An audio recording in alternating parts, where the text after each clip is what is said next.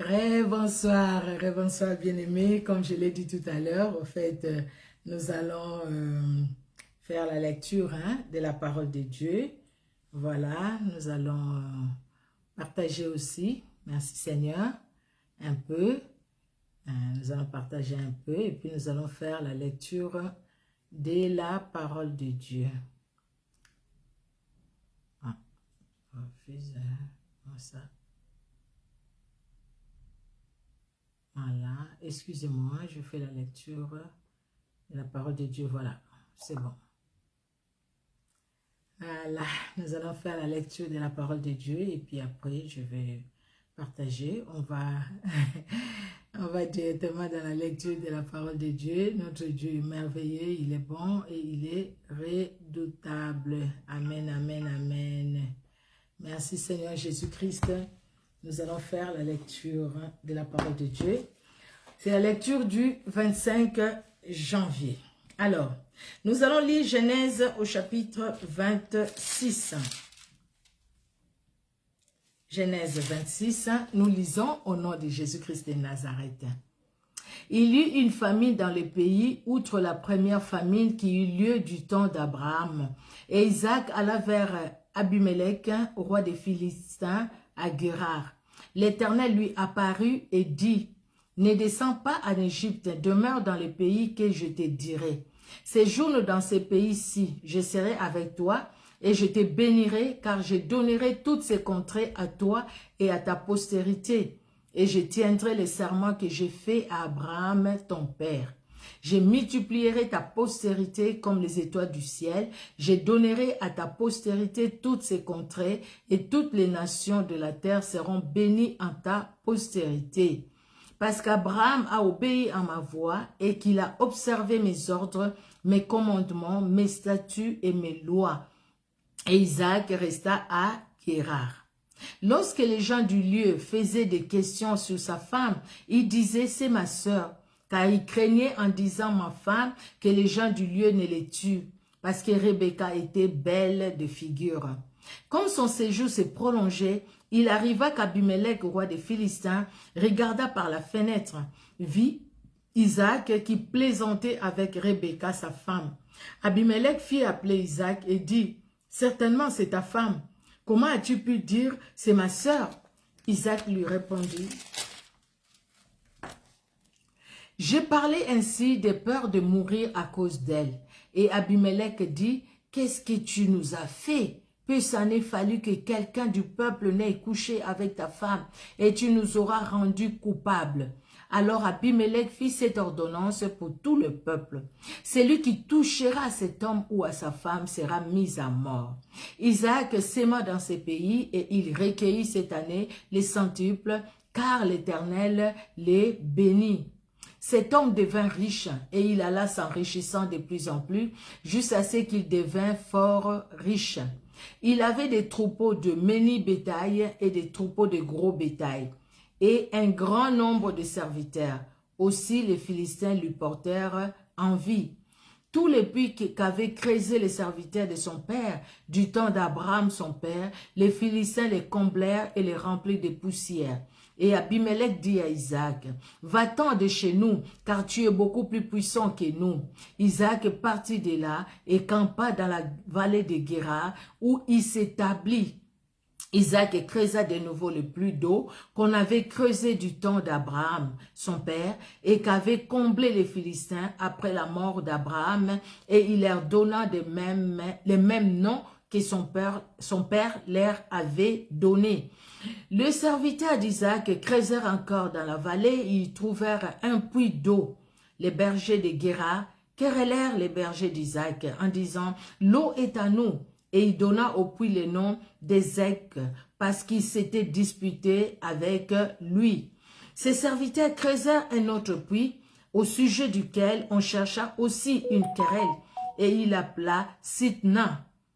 Il se transporta de là et creusa un autre puits pour lequel on ne chercha pas querelle et il l'appela Rehoboth. Car, dit-il, l'Éternel nous a maintenant mis au large et nous prospérerons dans le pays. Il remonta il remonta de là à Beersheba. L'Éternel lui apparut dans la nuit et dit, je suis le Dieu d'Abraham, ton père. Ne crains point, car je suis avec toi. Je te bénirai et je multiplierai ta postérité à cause d'Abraham, mon serviteur. Il bâtit là un autel, invoqua le nom de l'Éternel et il dressa sa tente. Et les serviteurs d'Isaac, ils creusèrent un puits. Abimelech vint de Guérar auprès de lui, avec Ahuzat, son ami, et Picol, chef de son armée. Isaac leur dit, « Pourquoi venez-vous vers moi, puisque vous me haïssez, et vous m'avez renvoyé de chez vous ?» Il répondit, « Nous voyons que l'Éternel est avec toi. C'est pourquoi nous disons qu'il y ait un serment entre nous et toi, et que nous fassions alliance avec toi. Jure que tu ne nous feras aucun mal, de même que nous ne t'avons point maltraité, et que nous t'avons fait seulement du bien, et que nous t'avons laissé partir en paix. Tu es maintenant béni de l'Éternel. » Isaac leur fit un festin, et ils mangèrent et burent. Ils se levèrent de bon matin, et se lièrent l'un à l'autre par un serment. Isaac les laissa partir et les quittèrent en paix. Ce même jour, les serviteurs d'Isaac vinrent lui parler du puits qu'ils creusèrent et lui dirent, « Nous avons trouvé de l'eau. » Et il l'appela Shiba. C'est pourquoi on a donné à la ville le nom de Beersheba jusqu'en ces jours. Ésaü, âgé de 40 ans, prit pour femme Judith, fille de Biri, les Hétiens, et Basmat, fille d'Élon, les Hétiens. Elles firent un sujet d'amertume pour les cœurs d'Isaac et de Rebecca. Nous allons lire le deuxième passage. Excusez-moi, juste.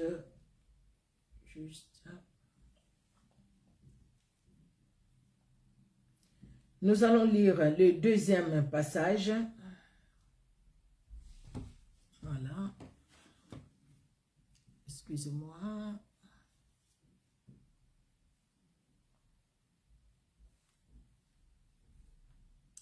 Alors, pardon pour ce temps de silence. Nous allons lire le deuxième passage. Voilà, ça y est. Nous allons prendre le deuxième passage. C'est Esther 2. Esther, chapitre 2. Alors, Esther, chapitre 2. Nous lisons au nom de Jésus-Christ de Nazareth.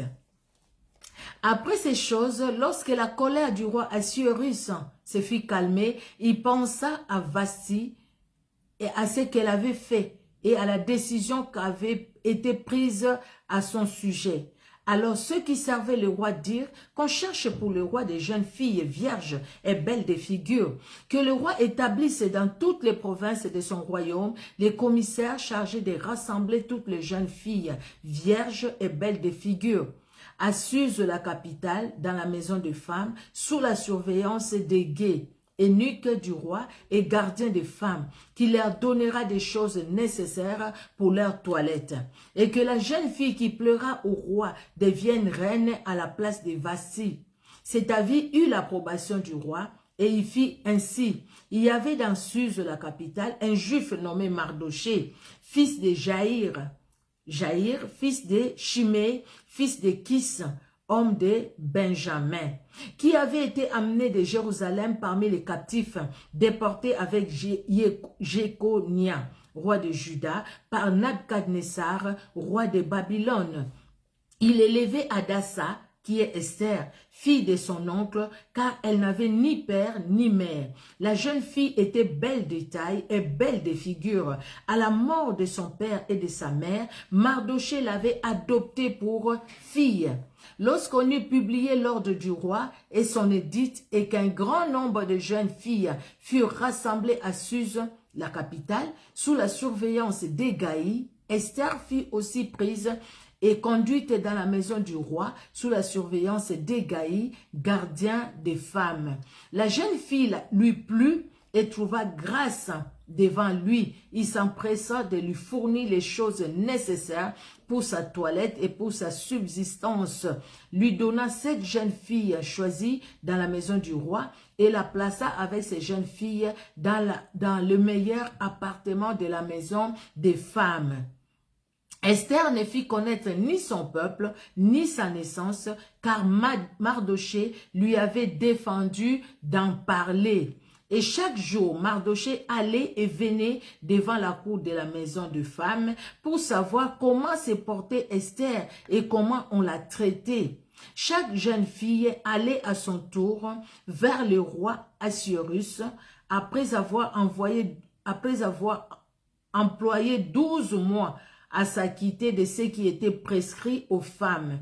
Pendant ce temps, elles prenaient soin de leur toilette, 6 mois avec de l'huile de myrrhe et 6 mois avec des aromates et des parfums en usage parmi les femmes. C'est ainsi que chaque jeune fille allait vers le roi et quand elle passait de la maison de femme dans la maison du roi, on lui laissait prendre avec elle tout ce qu'elle voulait. Elle y allait le soir et le lendemain matin, elle passait dans la seconde maison de femme sous la surveillance des chasse-gaz, eunuques du roi et gardiens des concubines. Elle ne retournait plus vers le roi, à moins que le roi n'en ait le désir et qu'elle ne soit appelée par son nom. Lorsque son tour d'aller vers le roi fut arrivé, Esther, fille d'Abishai, oncle de Mardoché, qui l'avait adopté pour fille, ne demanda que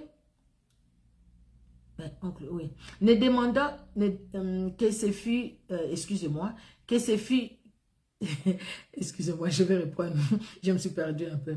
Lorsque son tour d'aller vers le roi fut arrivé, Esther, fille d'Abishai, oncle de Mardoché, qui l'avait adopté pour fille, ne demanda que ce qui fut désigné par Hégaï, eunuque du roi et gardien des femmes. Esther trouvait grâce aux yeux de tous ceux qui la voyaient. Esther fut conduite auprès du roi Assuérus dans la maison royale le 10e mois, qui est le mois de Tébet, la 7e année de son règne. Le roi aima Esther plus que toutes les autres femmes et elle obtint grâce et faveur devant lui. Plus que toutes les autres jeunes filles, il mit la couronne royale sur sa tête et la fit reine à la place de Vasti. Le roi donna un grand festin à tous ses princes et à tous ses serviteurs, un festin à l'honneur d'Esther. Il accorda du repos aux provinces et fit des présents avec une libéralité royale. La seconde fois qu'on assembla les jeunes filles, Mardoché était assis à la porte du roi. Esther n'avait fait connaître ni sa naissance ni son peuple, car Mardoché les lui avait défendus et elle suivait les ordres de Mardoché aussi fidèlement qu'à l'époque où elle était sous sa tutelle. Dans ce même temps, comme Mardoché était assis à la porte du roi, Bigtan et Teresh, 2 eunuques du roi, gardes du seuil, cédèrent à un mouvement d'irritation et voulut porter la main sur le roi Assuérus. Mardoché eut connaissance de la chose et en informa la reine Esther qu'il a redit au roi de la part de Mardoché. Les faits ayant été vérifiés et trouvés exacts, les 2 eunuques furent pendus à un bois et cela fit écrit dans le livre des chroniques en présence du roi. Alléluia. Nous allons maintenant lire, nous allons dans le Nouveau Testament, nous allons lire Matthieu au chapitre, Matthieu chapitre 25. Matthieu 25. Voilà. Alors, Matthieu chapitre 25. Nous lisons, je regarde il y a combien de versets? 46. Nous lisons au nom de Jésus-Christ de Nazareth. Alors le royaume des cieux sera semblable à 10 vierges qui, ayant pris leurs lampes, allèrent à la rencontre de l'époux. Les folles, en prenant leurs lampes, ne prirent point d'huile avec elles, mais les sages prirent avec leurs lampes de l'huile dans des vases. Comme l'époux tardait, toutes s'assoupirent et s'endormirent. Au milieu de la nuit, on cria, « Voici l'époux, allez à sa rencontre. » Alors toutes ces vierges se réveillèrent et préparèrent leurs lampes. Les folles dirent aux sages, « Donnez-nous de votre huile, car nos lampes s'éteignent. » Les sages répondirent, « Non, il n'y en aura pas assez pour nous et pour vous. Allez plutôt chez ceux qui en vendent et achetez-en pour vous. » Pendant qu'elles allaient en acheter, l'époux arriva. Celles qui étaient prêtes entrèrent avec lui dans la salle des noces et la porte fut fermée. Plus tard, les autres vierges vinrent et dirent, « Seigneur, Seigneur, ouvre-nous. » Mais il répondit, « Je vous l'ai dit en vérité, je ne vous connais pas. Veillez donc, puisque vous ne savez ni les jours, ni l'heure. » Il en sera comme d'un homme qui, partant pour un voyage, appela ses serviteurs et leur remit ses biens. Il donna 5 talents à l'un, 2 à l'autre et 1 au troisième, à chacun selon sa capacité, et il partit. Aussitôt, celui qui avait reçu les 5 talents s'en alla, les fit valoir, et il gagna 5 autres talents. De même, celui qui avait reçu les 2 talents en gagna 2 autres talents. 2 autres. Celui qui n'en avait reçu qu'un alla faire un creux dans la terre et cacha l'argent de son maître. Longtemps après, le maître de ses serviteurs revint et leur fit rendre compte. Celui qui avait reçu les 5 talents s'approcha en apportant 5 autres talents. Et il dit, « Seigneur, tu m'as remis 5 talents, voici j'en ai gagné 5 autres. » Son maître lui dit, « C'est bien, bon et fidèle serviteur, tu as été fidèle en peu de choses, je te confierai beaucoup. Entre dans la joie de ton maître. » Celui qui avait reçu les 2 talents s'approcha aussi et dit, « Seigneur, tu m'as remis 2 talents, voici j'en ai gagné 2 autres. » Son maître lui dit, « C'est bien, bon et fidèle serviteur, tu as été fidèle en peu de choses, je te confierai beaucoup. Entre dans la joie de ton maître. » Celui qui n'avait reçu qu'un talent s'approcha ensuite et dit, « Seigneur, je savais que tu es un homme dur, qui moissonne où tu n'as pas sémé et qui amasse où tu n'as pas vanné. J'ai eu peur et je suis allé cacher ton talent dans la terre. Voici, prends ce qui est à toi. » Son maître lui répondit, « Serviteur méchant et paresseux, tu savais que je moissonne où je n'ai pas sémé et que j'amasse où je n'ai pas vanné. Il te fallait donc remettre mon argent au banquier et à mon retour, j'aurais retiré ce qui est à moi avec un intérêt. Ôtez-lui donc les talents et donnez-les à celui qui a les 10 talents. Car on donnera à celui qui a et il sera dans l'abondance, mais celui qui n'a pas, on ôtera même ce qu'il a. Et les serviteurs inutiles, jetez-le dans les ténèbres du dehors, où il y aura des pleurs et des grincements de dents. Lorsque le Fils de l'homme viendra dans sa gloire, avec tous les anges, il s'assiera sur le trône de sa gloire. Toutes les nations seront assemblées devant lui. Il séparera les uns d'avec les autres, comme les bergers séparent les brebis d'avec les boucs. Et il mettra les brebis à sa droite et les boucs à sa gauche. Alors le roi dira à ceux qui seront à sa droite, « Venez, vous qui êtes bénis de mon Père, prenez possession du royaume qui vous a été préparé dès la fondation du monde. Car j'ai eu faim et vous m'avez donné à manger.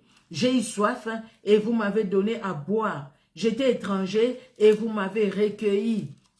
J'étais nu et vous m'avez vêtu. J'étais malade et vous m'avez visité. J'étais en prison et vous êtes venus vers moi. » Les justes lui répondirent, « Seigneur, quand avons-nous vu avoir faim et t'avons-nous donné à manger, ou avoir soif et t'avons-nous donné à boire? Quand avons-nous vu étranger et t'avons-nous recueilli, ou nu et t'avons-nous vêtu?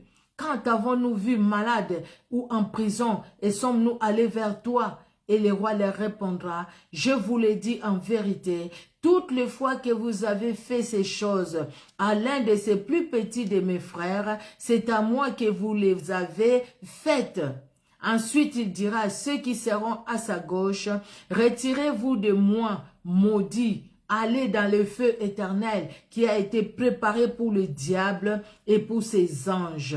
Car j'ai eu faim, et vous ne m'avez pas donné à manger. J'ai eu soif et vous ne m'avez pas donné à boire. J'étais étranger et vous ne m'avez pas recueilli. J'étais nu, vous ne m'avez pas vêtu. J'étais malade et en prison, vous ne m'avez pas visité. » Ils répondirent aussi, Seigneur, quand avons-nous vu ayant faim ou ayant soif ou étranger ou nu ou malade ou en prison et ne t'avons-nous pas assisté?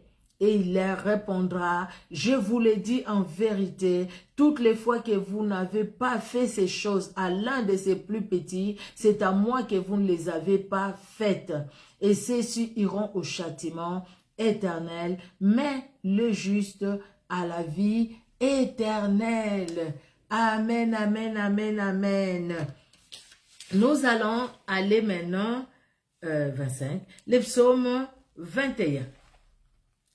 Alors, les psaumes 21, nous lisons au nom de Jésus-Christ de Nazareth.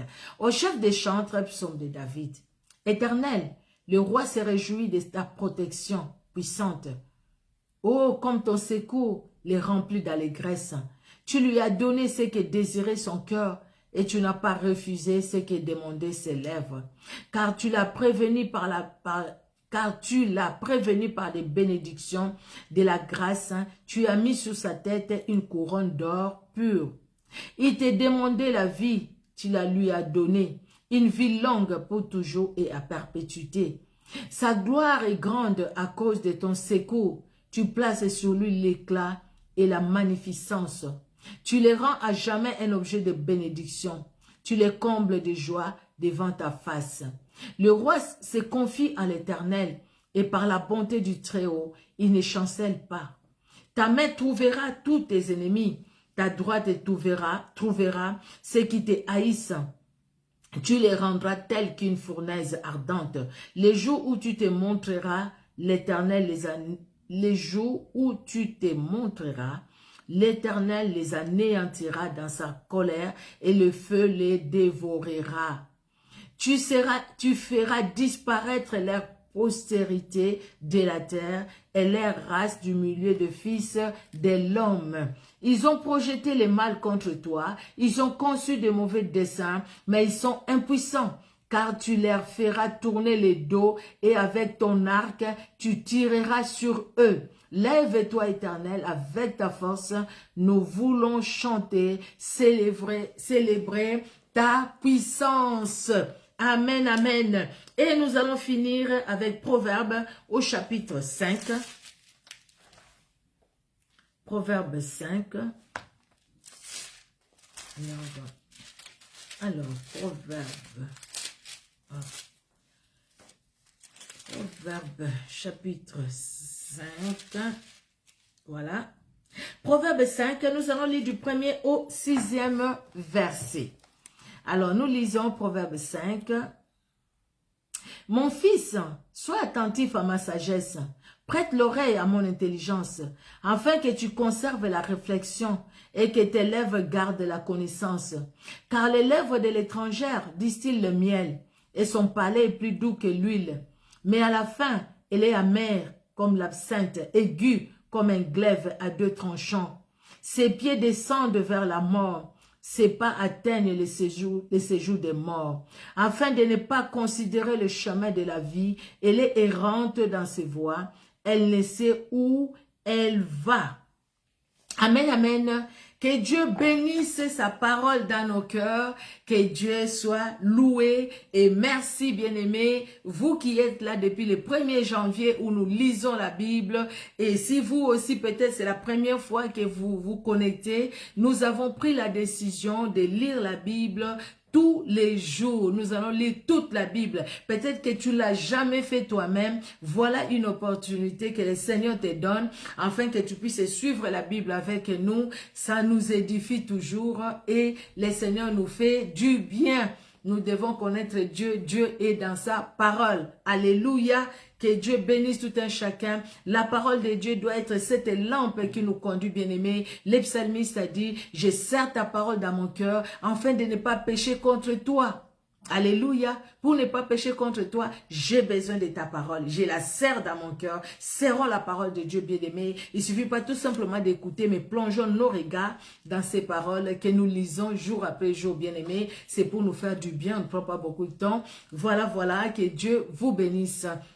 Merci Seigneur Jésus-Christ pour ce temps. Tu étais là avec nous, Éternel. Merci pour le Saint-Esprit qui nous a guidés, Seigneur Dieu de gloire, pendant ces moments de lecture biblique.